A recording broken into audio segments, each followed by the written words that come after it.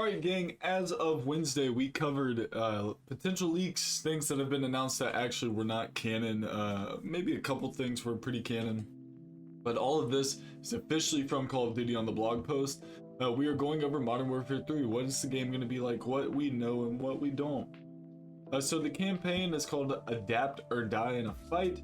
So essentially what they've spoken on, I'm just going to summarize what I know like to be canon from what they're going to be talking about. They're kind of talking about what's happening in the campaign, but what we do know is that the campaign's broken into two halves, okay? So we have the first half being what we've always done, which are just core set missions. Go in, complete the objective, get out, onto the next mission. The second half of the campaign is going to be open combat. So what that means is more of an open world, maybe more like a DMZ for campaign, which I think is sick because it might have way more playability. I don't want to sit here and compare it to like Borderlands, but it would be insanely awesome if they went more of that route with Call of Duty. Almost like a PvE Warzone type deal, but with a campaign twist. I could get behind that. I like a really good campaign. It's talking about those a little more here. Open combat missions are an exciting innovation in Call of Duty campaign. Not only do these complement the cinematic missions you've come to expect, but they also provide with numerous additional choices regarding your methods of mission completion. For example, if you prefer to use stealth tactics, you may wish to undertake an OCM with a lights out approach. Super cool that they're kind of going on with this like choose your own path in Call of Duty. I think that's really cool.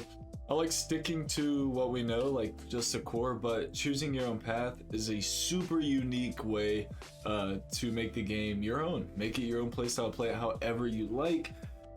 Here we go. This is that right here. Multiplayer. It's time to settle old scores and start a new one. Modern Warfare 3 celebrates the 20th anniversary of Call of Duty with one of the greatest collections of Modern Warfare multiplayer maps ever assembled, gang. This is everything coming at drop right here. Afghan Derail, Estate Favela, Karachi, High Rise, Invasion Quarry, Rundown, Rust, Scrapyard, Skid Road, Subbase, Terminal, Underpass, and Wasteland. That is all 16 launch maps from Modern Warfare 2 2009 to be modernized, both graphically and meticulous attention given to the authenticity and aspects of the map, gang. They made these maps perfect. They went through and they said, hey, these are good maps, but we can make them better. So at launch on November 10th, we will have all 16 confirmed original maps from Modern Warfare 2 2009 completely modernized, re-graphic, unbelievable, gang. I'm so excited to see how they do this. There's some new game modes right here. I didn't even realize they made this canon. The Cutthroat Competitive 3v3v3. I was actually talking about this today. I didn't even remember the name. Cutthroat is the name of it. 3v3v3. Full range of fan favorite and innovative gameplay. Essentially, it's almost like a search and destroy, let's see, hardpoint, kill confirm, stuff like that, but it's 3v3v3 and it's round based, super sick.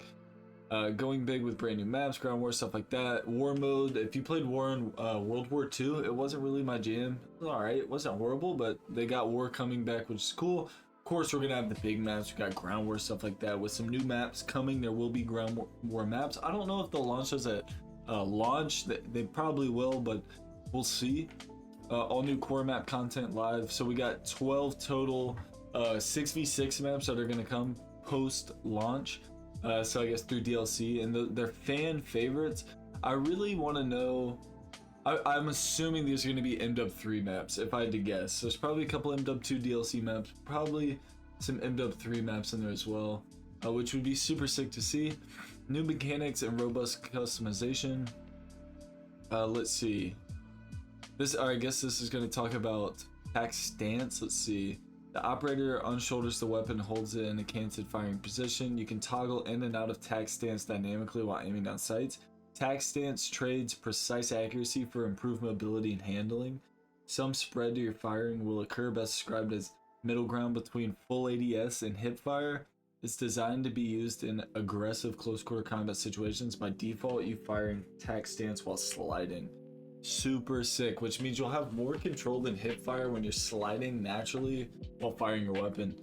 Something that is actually canon will be shooting, like the ability to shoot immediately after sliding, which I'm so excited for. And they have a perk actually where you can ADS while sliding and firing your weapon.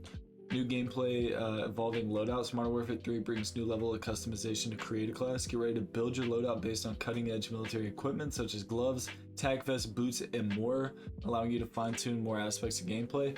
Okay, just to clarify this for anyone confused, gloves, vests, boots, and helmets are going to be perks. There's not really a massive change to the perk system. Instead of perks just being an icon you have, it will be a cosmetic that you will be able to see on players. So everyone keeps saying like, what are gloves going to do? It's just a perk, nothing crazy. It's a perk disguised as equipment. So for instance, let's just say I have sleight of hand. Okay, gloves, I reload fast or whatever, it's going to be on my gloves. Okay, or marathon, it's going to be my shoes I'm wearing that made me move faster. For my vest, I might have whatever you call it, the explosion. What is it? Blast shield? Blast shield from MW3 essentially makes explosions. You know, anything that is going to improve your health in terms of like, I'm trying to word this properly. Essentially, think of the perk and what it does, and think about where that would like acquire on armor. So if it, you take less damage from an explosion or maybe less bullet damage, anything like that, that's obviously going to be on your chest. Maybe on your helmet, there might be a perk that makes it to where you can't get one shot by a sniper. You're wearing like a diesel helmet. Anything that makes you move faster, slide faster, it's going to be on your boots. It's going to be on the ground. Anything involving handling with a weapon, reloading faster, anything like that, switching weapons will be in gloves. And I think that's super neat that they're incorporating that. They've always tried to, I say always, recently they've been trying to make Call of Duty 2 realistic. I think stuff like this, like masking perks as gear, gives a sense of realism, but it keeps the game arcadey because they're not changing the foundation of the game. They're just changing a cosmetic look of the game that doesn't necessarily change like gunfire, gameplay, anything like that. Which is a super progressive step, if, in my opinion. It means they're listening to us. They're like, okay, we still want to go realistic, but we don't want to trash this game. It's super sick. I am all about that. So I'm glad that they're doing that. It's a win-win for everybody. They get that beautiful realism they're looking for, and we're getting the same arcadey feel without any penalties other than a cosmetic look, which is fine. Let's see, aftermarket parts. Evolution of the gunsmith continues. An addition of aftermarket parts. This is a special set of customization options allowing you to focus on your preferred and specific playstyle. Let's see, customizing machine gun, a bull pump configuration, front grip, and the breech right behind it. That's increasing mobility. That's super sick. So I guess you're going to be able to like kind of move on the weapon where things may be. Essentially tuning, but maybe tuning position. That's pretty cool. Core mechanics of Modern Warfare 3 deliver a massive offering of classic features, bringing exceptional freedom of choice, movement. God, make that all caps, please. And customization of gameplay. The return of classic gameplay, gang. Sledgehammer Games said, look, it's time to eat. We got this. Hold my beer like we got this. Map voting returned. That's massive. We haven't had that in years. We got map voting back, okay? Classic mini map. Red dots indicating enemies when firing with unsuppressed weapons is back, gang. I can't even handle this. All chosen perks are available at the start of each match. Come on, man. The covert sneakers perk allow for silent movement, gang. That's ninja. Core multiplayer health increased to 150. Boy, this is massive. These are massive changes that are absolutely necessary. Unbelievable. Gang, this is huge right here. You ready? You can slide cancel. Slide cancel. But slide canceling does not reset tag sprint. Now everyone's gonna be going, whoa. Listen, you can slide cancel. Your tag sprint will regen as you are normal sprinting. With that being said, everyone's like, well, what's the point of slide cancel? The slide is so fast in this game. So absolutely fast. Breaking cameras is on a whole new level. Like, I am so excited to see edits these demons make. Absolutely thraxing nerds. The skill gap for movement is going to be cracked. If you do not like movement, don't play this game. Like, just putting that out there. You can cancel reloads, gang. Easy. Mantling is faster. No more of that like hang and pull up. You can fire during and immediately after sliding. Attack sprint durations are increased based on the weapon. Gang, we can make mobility builds with like pistols. I'm sure there's gonna be a meta pistol in Warzone and just fly around the map. Ooh, I'm so excited. Carry forward, we already made a video on this. We covered all carry forward. We got zombies coming in. The easiest way to explain this is like if DMZ met Outbreak, 6-man teams, lots of different missions, open world setup. It's gonna be pretty sick. And honestly, like, keep it a butt, this kind of looks like Verdansk right here. If I had to guess, the Outbreak map's probably gonna be extremely similar to the Warzone map. I don't know if anyone's covered this, but I'm just gonna go and put it out there. I'm assuming this will be our new Warzone map right here.